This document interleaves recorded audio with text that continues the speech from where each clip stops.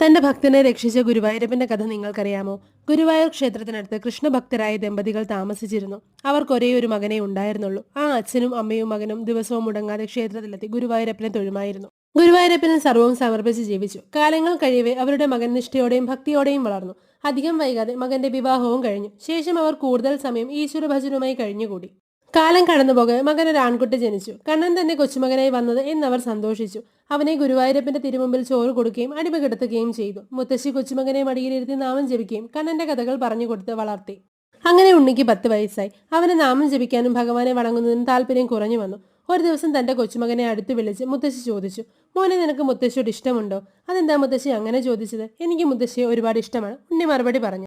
എങ്കിൽ മുത്തശ്ശി പറയുന്ന കാര്യം മോൻ അനുസരിക്കണം എന്ന് പറഞ്ഞു. സമ്മതം മൂളി ഉണ്ണിയോട് മുത്തശ്ശി പറഞ്ഞു, കുട്ടി ഇനി മുതൽ ദിവസവും ഗുരുവായൂരപ്പന്റെ തിരുനടയിൽ പോയതിനു ശേഷമേ എവിടെയും പോകാവൂ. മുത്തശ്ശിക്ക് വേണ്ടി മോൻ ഇത് ചെയ്യണം. ഈശ്വര വിശ്വാസമില്ലായിരുന്നെങ്കിലും മുത്തശ്ശിക്ക് വേണ്ടി അവനത് മുടങ്ങാതെ ചെയ്തു. ഗുരുവായൂരപ്പന്റെ തിരുനടയിൽ ചെല്ലും. പുറത്തുള്ള ദീപസ്തംഭത്തിന്റെ മുന്നിൽ നിന്ന് തമാശയോടെ, ദേ ഞാൻ ഇവിടെ ഉണ്ട് ട്ടോ എന്ന് പറഞ്ഞ് തിരിച്ചു പോരും. ഒരിക്കൽ പോലും ക്ഷേത്രത്തിൽ പ്രവേശിക്കാനോ ഭഗവാനെ കാണാനോ തോന്നിയിരുന്നില്ല. വാർദ്ധക്യ സഹജമായ അസുഖം മൂലം മുത്തശ്ശനും പിന്നീട് മുത്തശ്ശിയും മരിച്ചു.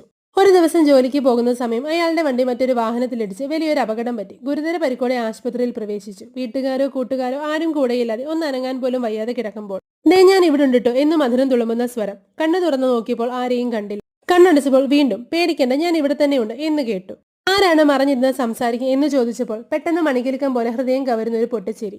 എന്നും എന്റെ മുന്നിൽ വന്ന് പോയിട്ടും എന്നെ കാണണമെന്ന് ഒരിക്കൽ പോലും നീ ആഗ്രഹിച്ചില്ലല്ലോ ചങ്ങാതി. പെട്ടെന്ന് അയാളുടെ ഉള്ളിൽ ഒരു പിടച്ചിൽ. കൃഷ്ണ, ഗുരുവായൂരപ്പ, ഇത് അവിടുന്ന് തന്നെയോ? ഒരിക്കൽ പോലും അങ്ങയിൽ വിശ്വാസം തോന്നാതെ എന്റെ അടുത്ത് കണ്ണൻ വന്നു എന്നോ? അയാളുടെ കണ്ണുകൾ നിറഞ്ഞൊഴുകി. എന്റെ മുന്നിൽ അടിമ കിടത്തി നീ എന്നും എന്റേതാണ്. പെട്ടെന്ന് അയാളുടെ ഉള്ളിൽ മുത്തശ്ശി പറഞ്ഞു കൊടുത്ത ഗുരുവായൂരപ്പന്റെ രൂപം തെളിഞ്ഞു. തലയിൽ മയിൽപ്പീലി ചൊടി ഗോപിക്കുറി അണിഞ്ഞ് പട്ടുടുത്ത് പൊന്നോടക്കുഴൽ ചുണ്ടോട് ചേർത്ത് പിടിച്ച് മൃദുമന്ദഹാസം പൊഴിക്കുന്ന ചുണ്ടുകളുമായി ഗുരുവായൂരപ്പൻ. അറിയാതെ തേങ്ങി, എന്റെ ഗുരുവായൂരപ്പ. ചെവിയിലൊരു മൃദുസ്വരം, സാരയില്ല, ഞാനില്ലേ കൂടെ. ശേഷിച്ച കാലം ഗുരുവായൂരപ്പന്റെ ദാസനായി ഒടുവിൽ അയാൾ ഗുരുവായൂരപ്പനും ചേർന്നു.